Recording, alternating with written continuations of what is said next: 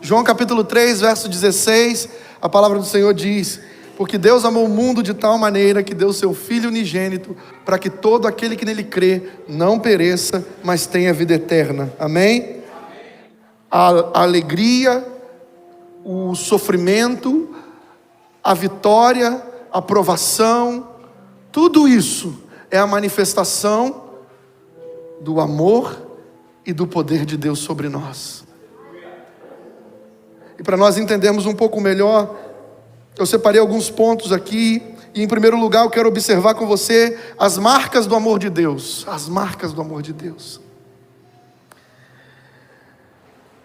O amor de Deus, ele é marcado, número 1, por um intenso sentimento. O primeiro texto que nós lemos diz: porque Deus amou o mundo de tal maneira que deu o seu único Filho, para que todo aquele que nele crê não pereça, mas tenha a vida eterna. Uma das marcas do amor de Deus é um intenso sentimento. Deus amou de tal maneira. Será que você entende isso? Não foi apenas muito que Deus te amou de tal maneira, de tal forma. Isso implica em ação e reação. Isso implica, num agir de Deus, num mover de Deus. Ele amou de tal maneira que deu o Filho dele para morrer no meu e no seu lugar. Ele te amou e te ama de tal maneira que ele tem ciúmes de você. A palavra de Deus diz em Tiago, capítulo 4, verso 5: ou vocês acham que é sem razão que o Espírito, que as Escrituras dizem que o Espírito que Ele fez habitar em nós tem fortes ciúmes. Deus tem ciúmes de você. Deus tem ciúmes de você, e é por isso que às vezes com mão de ferro Ele te traz de volta para a presença dEle. Por meio da provação, por meio da dificuldade, por meio do choro, do sofrimento, da tristeza, Ele te traz com mão de ferro para a presença dEle. É por isso que mesmo no meio da provação, da luta, da dor, da tristeza, Ele te envolve com o amor dEle, porque Ele te amou de tal forma, de tal maneira. Ele te amou tanto, mas tanto, que mesmo quando você tropeça, mesmo quando você vacila, e olha o quanto você vacila, olha o quanto nós vacilamos com Ele, e a primeira consciência que você precisa ter Ele é onisciente, ou seja, Ele sabe de todas as coisas, todo o tempo todo. E se Ele sabe de todas as coisas, tanto do passado como do presente, também as do futuro, como Ele pode continuar nos amando? Ele sabe os pecados que você vai cometer depois de sair daqui desse culto. Ele sabe os pecados que você e eu vamos cometer durante a nossa vida, durante o segmento da nossa história. Ele sabe quantas vezes nós vamos falhar, onde nós vamos falhar, como nós vamos falhar. Ele sabe, mas mesmo assim Ele te amou tanto e decidiu te amar, porque é de fato isso que é amor, uma decisão, não apenas um sentimento. Você sabe bem disso. Ele decidiu te amar. E por esse amor tão intenso, tão profundo dele, mesmo sabendo quem nós somos e o quanto nós falhamos em quem deveríamos ser, Ele permanece nos amando. Ele poderia nos matar, nos destruir, só por olhar para o nosso futuro, só por enxergar as nossas falhas, só por ver onde nós tropeçaremos. Ele poderia nos destruir antes que isso acontecesse, antes de você o decepcionar, antes de eu o decepcionar. Ele poderia nos exterminar, nos fulminar com apenas um sopro. Apenas com um sopro Ele poderia acabar com tudo, com toda a nossa vida, com toda a nossa história, só por saber o quanto nós ainda falharemos. Mas Ele decidiu te amar. Ele não te destruiu com tantas falhas que você cometeu, com tantos erros. Ele permaneceu te amando, Ele permaneceu te amando, Ele permaneceu te amando. Por isso Ele te trouxe aqui nessa noite, para que você saiba dessa verdade.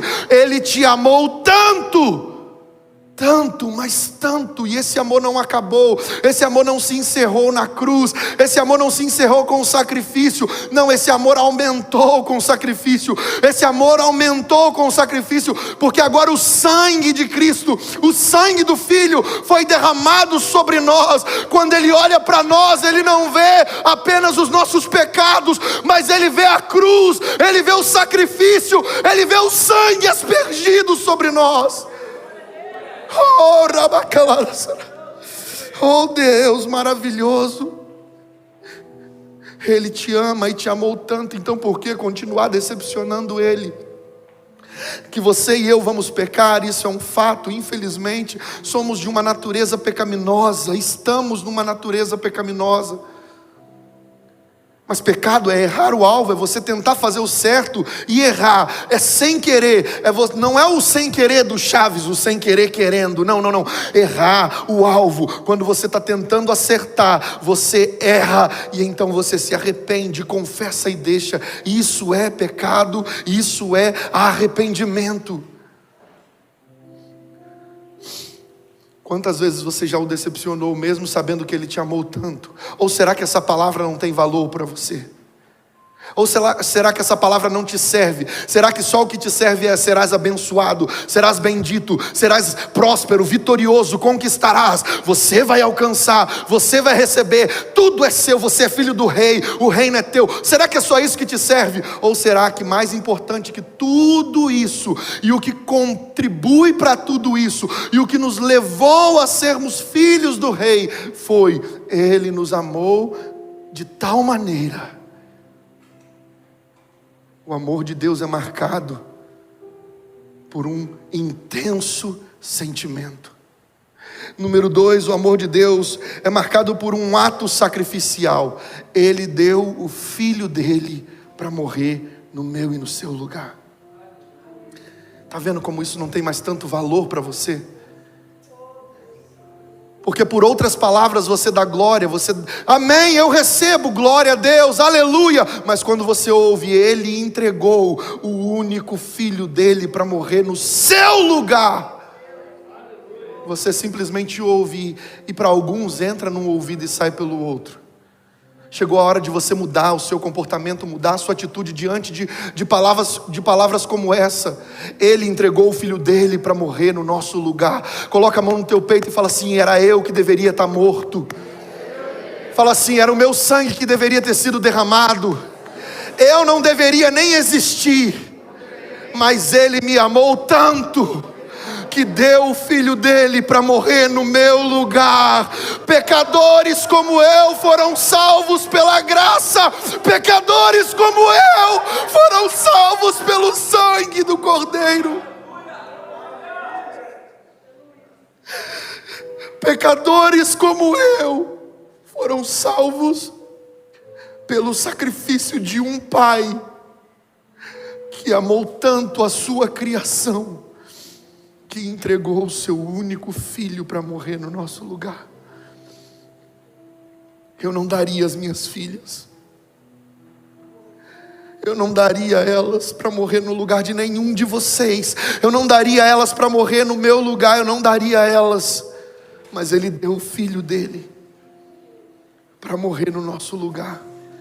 Inimigos de Deus receberam o privilégio e a bênção, receberam a graça e a misericórdia de serem salvos pelo sacrifício. Você e eu éramos inimigos de Deus. Quantas vezes você negou Jesus, quantas vezes você rejeitou o Senhor, e não só depois de crente, antes de ser crente, não só antes de ser crente, depois de ser crente, quantas vezes negamos Jesus, negamos o Senhor, quantas vezes nós pisoteamos o sangue de Cristo e tratamos Ele como coisa qualquer, quando estávamos distantes da graça, quando estávamos longe da glória, quando estávamos afastados da glória, mas Ele enviou a graça por meio de Jesus, e nos deu um presente mais precioso que tudo: o sangue do Filho dele foi derramado por nós. O amor de Deus é marcado por uma dádiva eterna. Veja, o nosso texto diz: para que não pereçam, mas tenham a vida eterna. Sabe, Deus não nos deu essa dádiva porque nós fomos bons, ou porque Ele olhou para o futuro e viu que nós iríamos ser bons. Isso é impossível. Como é que nós podemos ser bons? Como é que Ele olharia para o futuro, para o corredor da história, como alguns dizem, e diria assim: não, o Saulo será bom. Durante a caminhada, durante a vida dele, durante o processo da vida dele no deserto chamado terra, o Saulo será bom, e eu vou salvar ele aqui na eternidade. Antes da fundação do mundo, eu vou salvar ele, porque ele vai ser bom. Não. Se Deus olhasse para o corredor da história para nos salvar, todos nós estaríamos destruídos pela ira de Deus. Será que você estaria destruído pela ira de Deus? Será que você enxerga que você estaria esmagado? Você e eu seríamos apenas vácuo, pó, mais nada. Se Deus olhasse para a história e visse quem nós fomos, quem nós somos e quem nós seremos. Não foi pelas nossas obras, não foi por quem nós somos ou pelo que nós fazemos, não foi pelo que temos, não foi pelo que nós oferecemos para Ele, não foi pelas nossas ofertas de tempo, de palavras de amor, de louvores, de canções, de dinheiro. Não foi por isso. Ele nos salvou por um desejo eterno. Ele, antes da fundação do mundo, entregou o Filho dele para morrer por pecadores como você e eu. Lá na eternidade Ele decidiu: eu vou salvar o João, eu vou salvar a Maria, eu vou salvar o Igor, eu vou salvar o Daniel, eu vou salvar o Henrique, eu vou salvar o Saulo. Ele decidiu nos salvar, não pelo que fazemos, mas por quem Ele é, pelo amor e pelo poder dEle. Ele nos escolheu por graça, um desejo eterno de nos salvar por misericórdia. Olha para quem está do seu lado aí, por favor, e diz assim, coloca a mão no ombro dessa pessoa aí e fala: Deus, por amor, escolheu você. Não tenha medo, porque Ele te escolheu para que você não pereça, mas tenha vida eterna. Aleluia. Se você crê nisso, libera um som de glória. Exalte ao Rei dos Reis, exalte ao Senhor dos Senhores.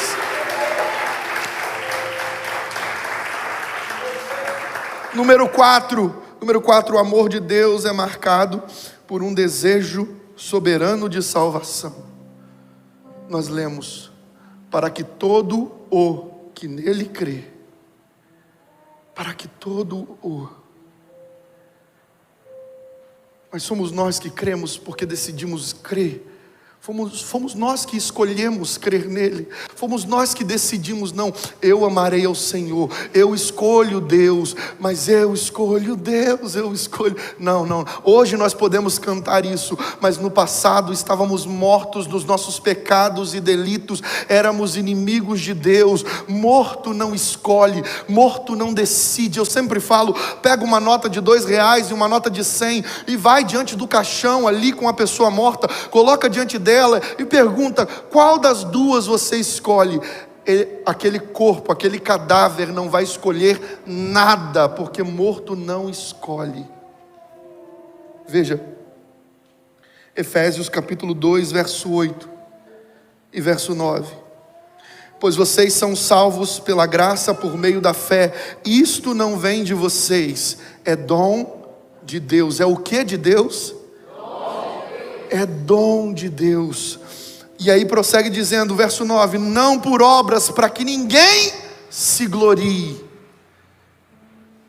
A salvação, a graça e a fé são o processo que o texto diz. Vocês são salvos pela graça, por meio da fé. Isto não vem de vocês, é dom de Deus. Tanto a salvação, quanto a graça, quanto a fé, não vem de nós. Mortos não têm sentimentos. Morto não tem fé. Morto não precisa de fé. Aquele corpo vazio, aquele casco sem alma, sem espírito, não precisa de fé. Nós estávamos mortos nos nossos pecados e delitos. Você sabia disso? E isso deveria ser algo maravilhoso para você, saber que Ele decidiu, que Ele escolheu, que Ele gerou vida em você, para que você pudesse escolher por Ele. Primeiro Ele te deu vida, primeiro Ele te deu fôlego, primeiro Ele soprou em você, Ele te arrancou do meio dos mortos. Veja, a palavra de Deus diz, em Efésios capítulo 2, verso 1 e verso 4 e verso 5. Vocês estavam mortos em suas transgressões e pecados. Vocês estavam mortos em suas transgressões e pecados. Todavia, verso 4, Deus, que é rico em misericórdia, pelo grande amor com que nos amou, deu-nos vida juntamente com Cristo, quando ainda estávamos mortos em nossas transgressões. Pela graça, vocês são salvos. Isso é o amor. Esse é o amor. Esse é o poder. Ninguém tem poder de trazer de volta à vida aqueles que morreram. Só Deus tem. Ninguém tem poder de dar vida àquele que a vida já se foi. Só Deus tem. Só Deus tem esse poder. E Ele manifesta esse poder por meio do amor que Ele tem por aqueles que Ele decidiu e escolheu amar. Goste você ou não, acredite você ou não, como diz Charles Spurgeon, você pode dizer, eu não aceito a predestinação, mas você nunca vai poder tirar essa palavra de dentro da Bíblia. Deus escolheu os seus filhos. Deus escolheu aqueles a quem Ele deu vida. Se morto pudesse escolher, olha, para que todo aquele que nele crê, então basta você crer e você terá a vida eterna, basta você crer em Jesus e você será salvo. Mas espera aí, olha o que a palavra de Deus diz em Filipenses capítulo 2, verso 13, pois é Deus quem efetua em vocês, tanto querer quanto realizar, de acordo com a sua boa vontade, com a boa vontade dEle, não a nossa. É Deus quem opera em nós tanto querer quanto efetuar. É Deus quem nos deu vida enquanto ainda estávamos mortos. Isso é maravilhoso. Quem é você para merecer isso? Quem sou eu para merecer isso?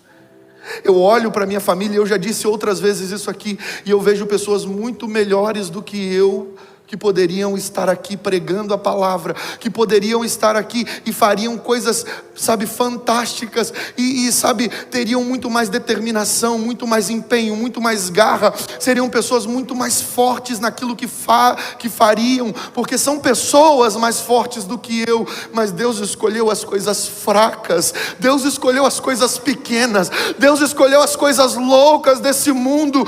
Ah, meu irmão, Ele escolheu você e eu. Você acha que você é merecedor desse amor? Você acha que você é merecedor dessa graça? Você acha que você merece a eternidade? Não, nós não merecemos, mas Ele nos escolheu, porque tanto nos amou,